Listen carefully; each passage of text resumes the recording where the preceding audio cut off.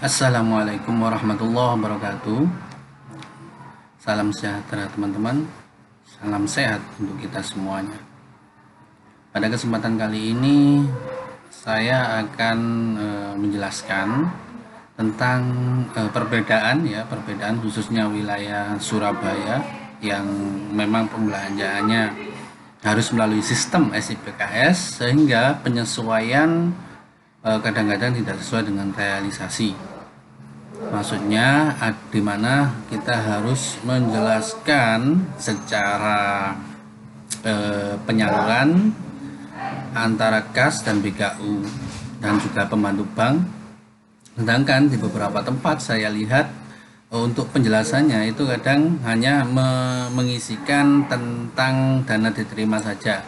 Contoh, dana diterima 28.500, maka yang diisi hanya 28.500. Ya, sedangkan kita harus mengisi dengan bunga dan pajak, maksudnya bunga dikurangi pajak ditambahkan di dana diterima. Nah, sehingga kita ada perbedaan di sini, perbedaan di dana yang diterima. Baik, langsung saja. Di sini saya sudah mengisi ya, saya sudah mengentri penggunaan dana salur tahap 1 dan tahap 2 sudah saya isi sesuai dengan keadaan dan pembelanjaan real. Oke.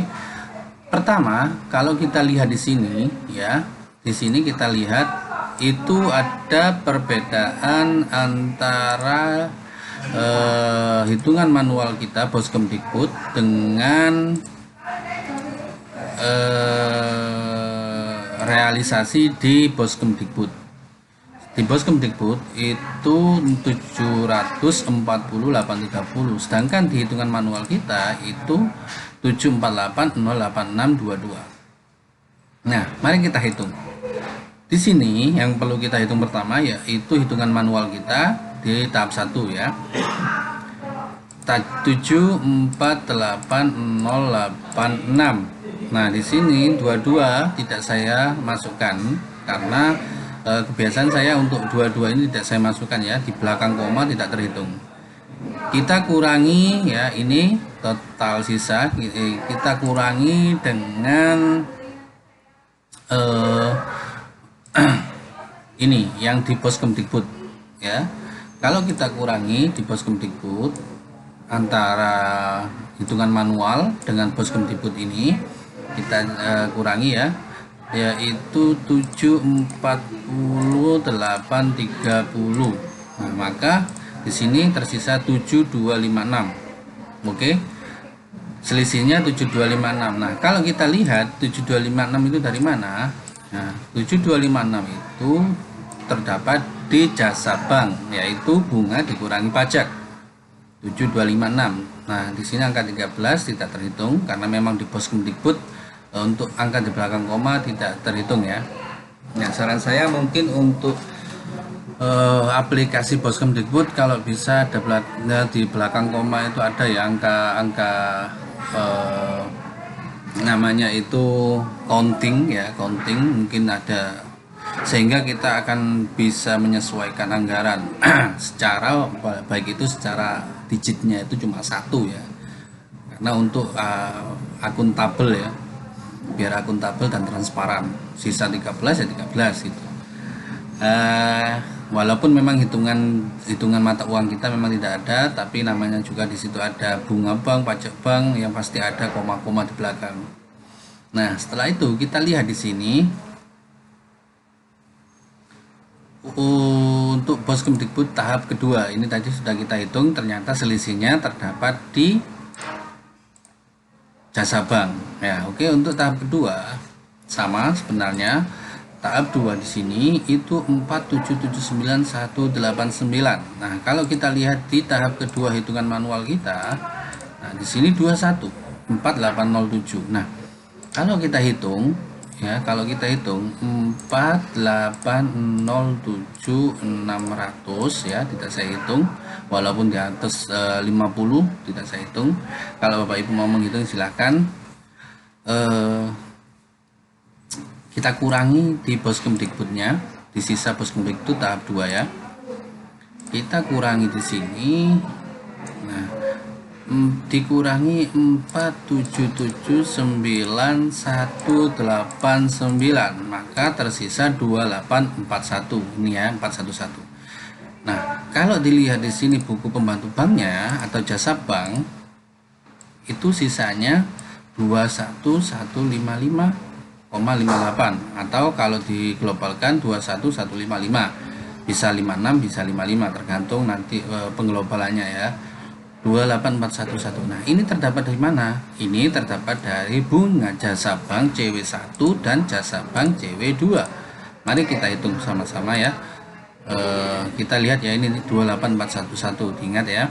Kita hitung di sini.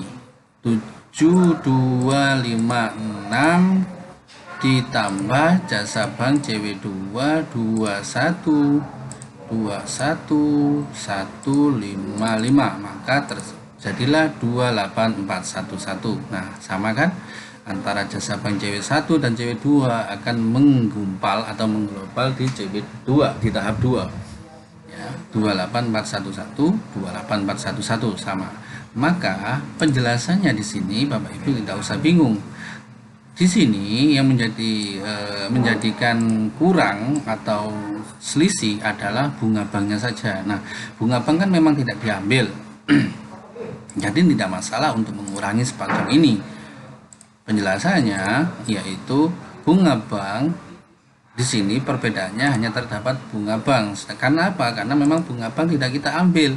Kalau seandainya bunga bank boleh diambil, ya silakan ditanyakan ke dinas apakah boleh bunga bank diambil.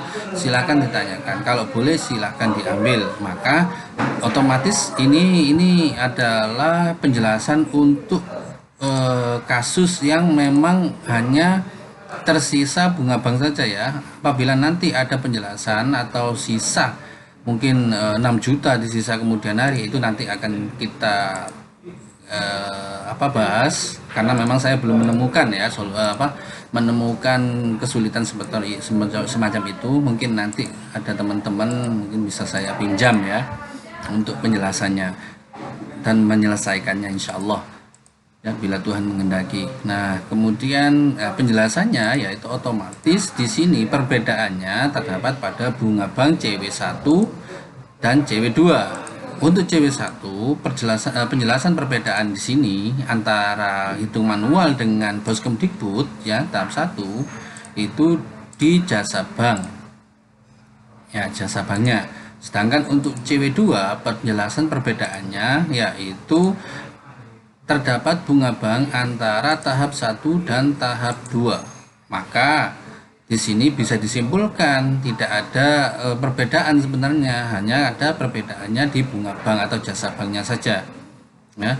Nah, untuk teman-teman yang mungkin permasalahannya sama, mudah saja ya untuk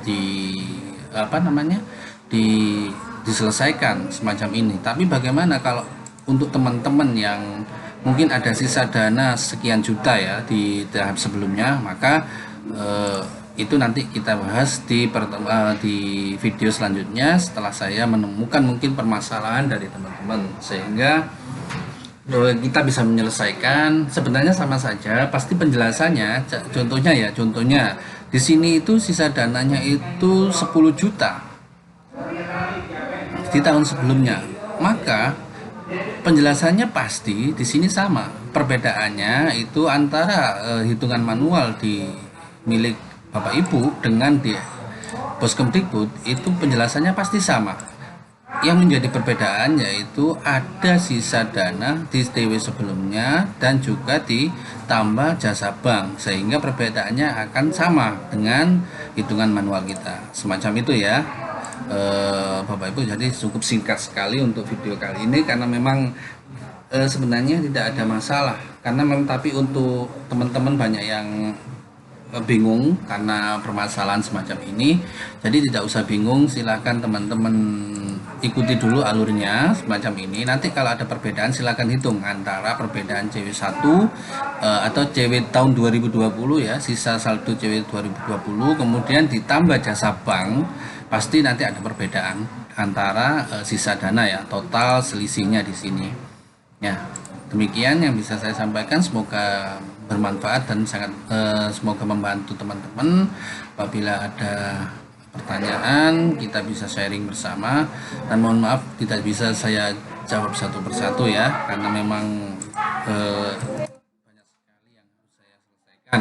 Selain Poskemdikbud ini ada juga BKG, ada juga operator dan lain sebagainya. Demikian yang bisa saya sampaikan. Assalamualaikum, salam sejahtera dan selalu berpikir tajam. Ingat, keep healthy dan selalu jaga protokol kesehatan. See ya.